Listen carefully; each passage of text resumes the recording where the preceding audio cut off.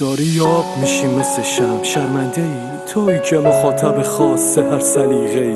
یه زمان آشنا میزدی الان غریبه ای تویی که خوشیات با ما بوده هر دقیقه ای. هر کاری کردم میداد تو جواب رابطه ی عکس، حالا بین من و تو خاطرات رابطه ی عکس. کارای من جلو رفتن ادمانه نشد، فاتحه شد داد و به قاب چوبیشم قانه نشد. فکر میکردم تو زندگی فقط من براشم، تو این دوستی که بود هیچی کم نذاشتم.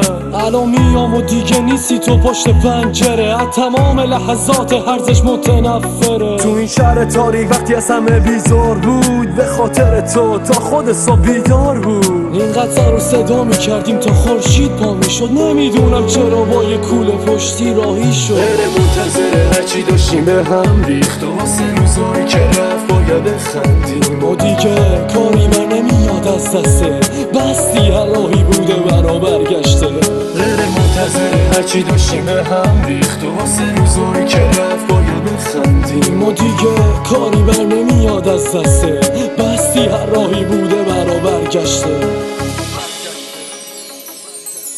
تا وقتی که میخواست آرامش و رفاقت کرد، حالا واسه کدوم آسایش و رفاقت کرد. بدون من میکشی یه نفس راحت، تویی که میگفتی نمیاری یه نفر طاقت. با تو دم به دقیقه زنگ میخورده ای گوشیم، تویی که بودی واسه من تنها دل خوشیم. تویی که میگفتی ما دو نفر جلد همیم شدید، ولی حالا تو با یه جنتلمن جدید قید منو زدی واسه آرزوهات، ولی کسی باورش نمیشد که تو دل بکنی سری.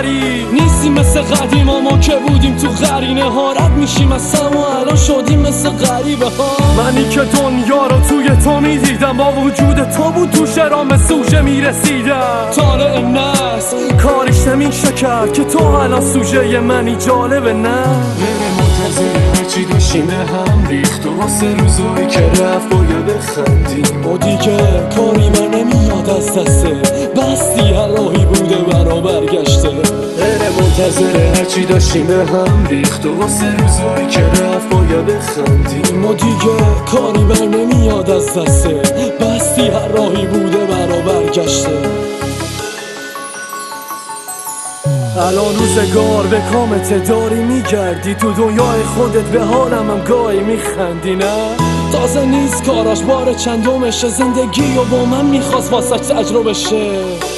همه زیر سر اولین ملاقات که بعد آشنایی با تو این همه مکافات. پیش روم بود و روزا اکثرا خرافات و تقصیر خودمه میکردم بی وقت مراحات.